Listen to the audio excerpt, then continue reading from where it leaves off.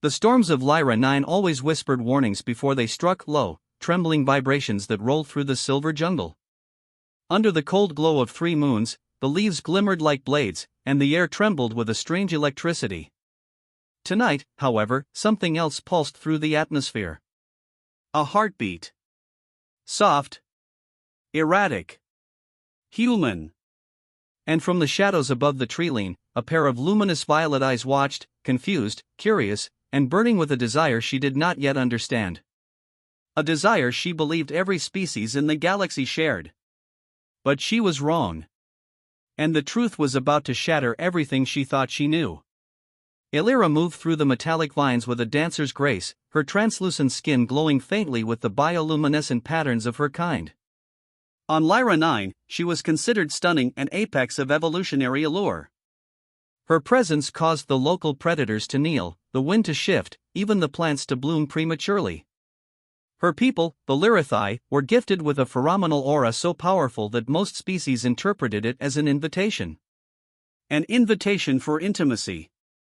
An invitation for mating.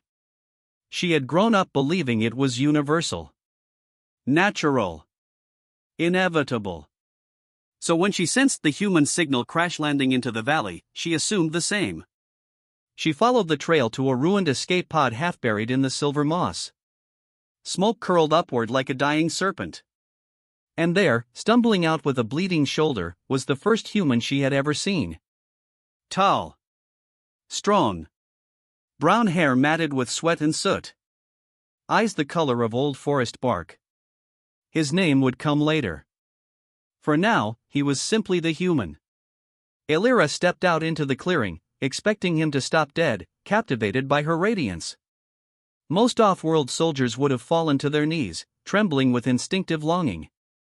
But this human, this strange creature, froze for only a second, then raised a makeshift metal shard defensively. "Stay back," he barked.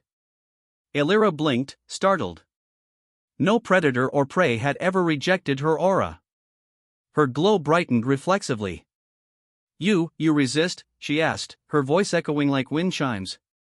"I don't even know you," the human snapped. "And you're glowing. Things that glow on alien planets usually kill you." The words hit her harder than any weapon. No longing. No hunger. No need to mate. Just caution? "My name is Illyra," she said softly. "My aura troubles you?" "It terrifies me." He backed up against a fallen tree trunk, trying to keep his balance. Illyra stepped closer. "But beings are drawn to me. Always. You are supposed to want me." "Supposed to?" He frowned. "Lady, I'm just trying not to die tonight." His fear was real. Sharp. Human. And suddenly Illyra felt something she had never known before. Shame. She dimmed her glow and lowered her head. "I did not mean to frighten you." The human's tense shoulders eased slightly. "My name's Evan Carter," he said at last. "And unless you know a safe place to hide before the storm hits, we're both going to be vaporized." Illyra looked up. For the first time in her life, someone wasn't reacting to her glow. Someone was looking at her. Not her allure. Not her aura. Horror. "Follow me," she whispered, voice trembling. And for reasons he didn't yet understand, Evan did. Illyra led Evan through winding paths of crystalline trees, their branches humming with rising atmospheric pressure. Storm clouds the color of molten chrome rippled overhead. He limped beside her, clutching his bleeding shoulder, but refusing to slow down. "You humans," Illyra murmured, glancing at him. "You show pain, yet continue moving." "That's called survival," Evan breathed out. "Maybe you've heard of it?" His sarcasm made her lips twitch, an expression she had never made before. They finally reached a cavern mouth glowing with soft lavender light. Illyra motioned him inside. "This shelter is protected from the ion storms."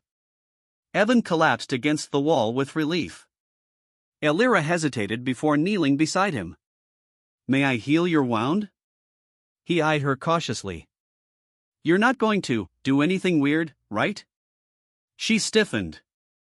I only wish to help. He sighed. Okay. Go ahead. Elira placed her hands over his shoulder. Her bioluminescent patterns brightened, forming swirling shapes that pulsed with healing energy. Evan hissed as warmth spread through his skin, knitting muscle and sealing torn tissue. When it was over, he looked at her with something new in his eyes. Not fear. Not desire. Respect. She exhaled shakily. No one has ever questioned my presence before. They simply followed instinct. That sounds more like being worshipped than being understood, Evan said quietly. Her gaze drifted downward.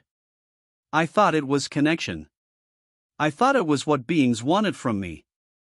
But you wanted none of that. Hey, he said gently. It's not that I didn't want you. I just didn't know you. Big difference. Her eyes widened. So desire must be earned? Absolutely. She sat beside him, closer now but not glowing, not using her aura, just herself. Then, what do humans respond to? She whispered. He smiled faintly. Honesty. Trust. Real emotion. A pause. And choosing someone because you care, not because biology tells you to. Elira stared at him as though seeing a new universe unfold. Then I have misunderstood everything. Not everything, Evan said softly. You saved me.